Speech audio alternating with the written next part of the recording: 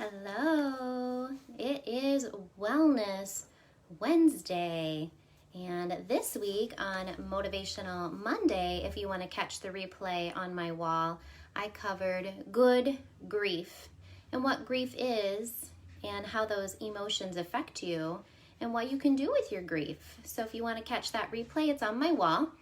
And I thought I might as well tackle another tough subject, which is post-traumatic stress disorder. And the dog is joining me. If you hear those funny little toenails clicking on the hardwood floor, she'll go lay down in a minute. And the fact is, it's been proven, there is no medical cure. However, people can recover from trauma. So I'm going to talk you through that. But what I ask of you, dear ones, is if you know someone suffering with post-traumatic stress disorder, to please share this video with them to give them hope and inspiration, because it is no place anyone wants to be. It's a tough time. So what is it? What is PTSD? It is a mental health concern associated with people who have witnessed or participated in terrifying events. And there's 4 sort of factors to it. Someone that has PTSD, they will suffer from intrusive memories. They are recurrent, distressing memories of the event that continually come unwanted in a person's mind. They may relive the traumatic event as if it were happening again, flashbacks, or suffer from nightmares about it. That's no fun, right? Awful. The next one is avoidance. Let's see here. The person tries to avoid thinking or talking about what happened and avoids places, activities, and people that remind them of the traumatic event. So they're avoiding what happened and they don't want to talk about it, and they're suppressing that, whether it's sadness or grief or anger. And suppressed emotions for too long will fester and they come out explosively at some time. Next is change in thinking or mood. This may include feeling hopeless about the future, feeling detached from family or friends, finding it difficult to experience positive emotions, feeling emotionally numb, or losing interest in previously enjoyed activities. A person suffering from this trauma that is being relived and won't go away in their mind, they unplug from life. They can't enjoy themselves. And lastly, emotional and physical reactions, such as being easily startled or frightened, or always being on the lookout for danger.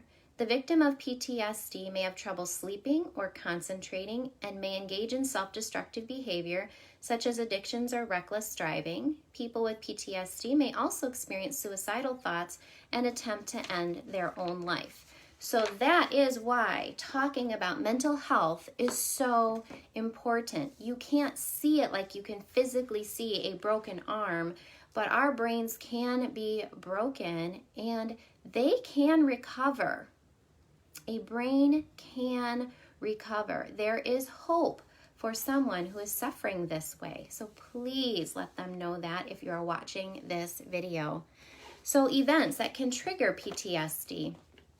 The common one that you think of is combat, but you don't have to be a soldier to suffer from PTSD. You could have been in or witnessed an accident. You could have a terminal medical diagnosis given to you, like said to you. That can be very traumatic. You can be a witness or a victim of a crime, abuse. You could witness a death. That's traumatic. Seeing someone close to you in any of these situations can also lead to trauma. So it doesn't even have to be you that these things happened to. It can be you witnessing these things that can cause post-traumatic stress disorder. When you're frightened, the nervous and glandular systems are affected. The alarm state goes off when the threat goes off, but then it goes away when the threat is over. And research shows that with PTSD, the person remains in the alarm state and small stresses trigger more nervous and glandular responses.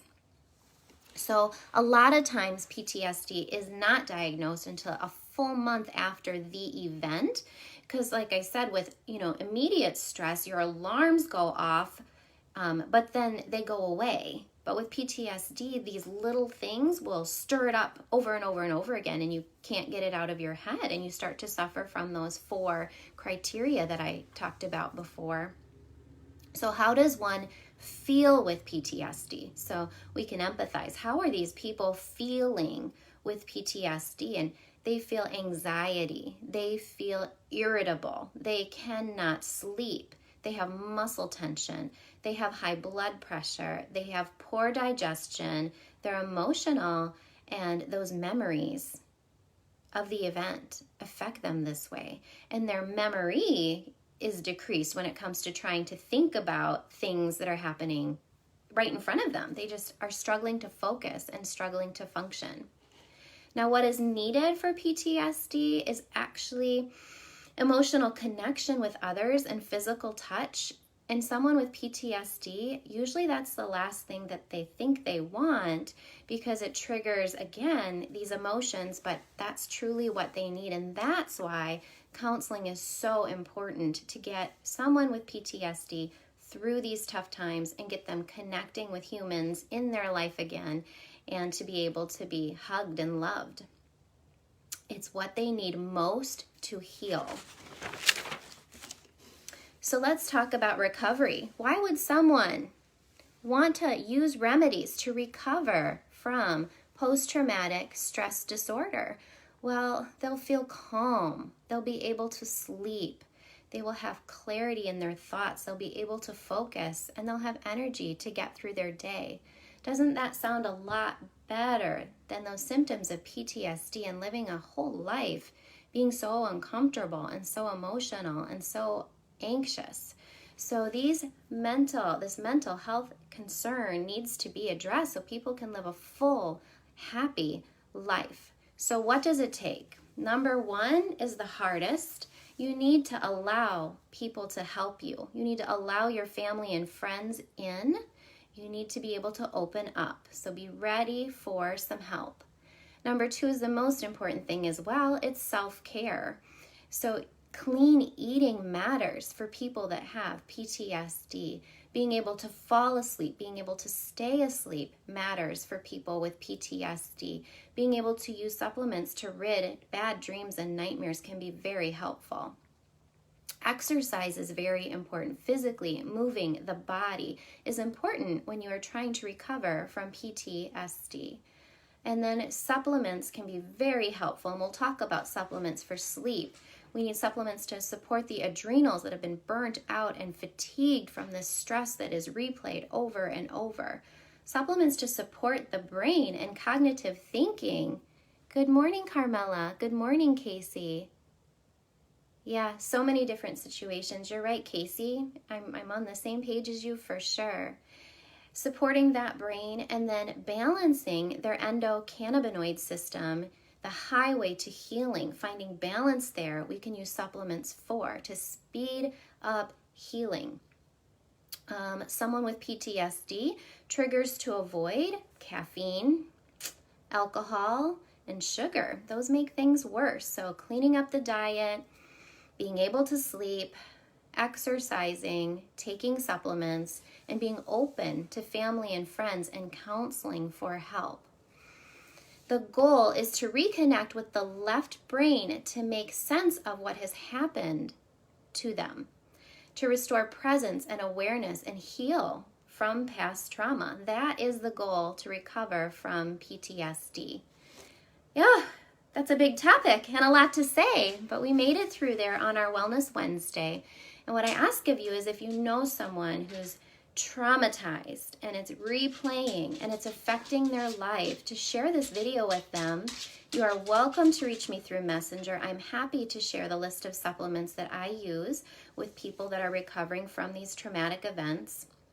My brain calming formula is the number 1 thing that I move out the door when it comes to increasing calm and improving sleep. And that's what people really want, is inner peace and to be able to sleep again. So just reach out if you need me. Otherwise, please share this video with your loved ones. Remember, trauma can be big or small, and it's personal. Situations that people get themselves in are personally traumatic. Sometimes we can be in the same car, in the same accident, and you're fine and I'm not okay with it. Everybody perceives stress differently, so no judgments, no judgments. It affects the brain differently in each person and how we handle that situation. So y'all have the rest of the week. Take it off, take it easy, have a good time, and I will see you guys again on Motivational Monday. Thanks for being here. Hi, Dave. Good morning.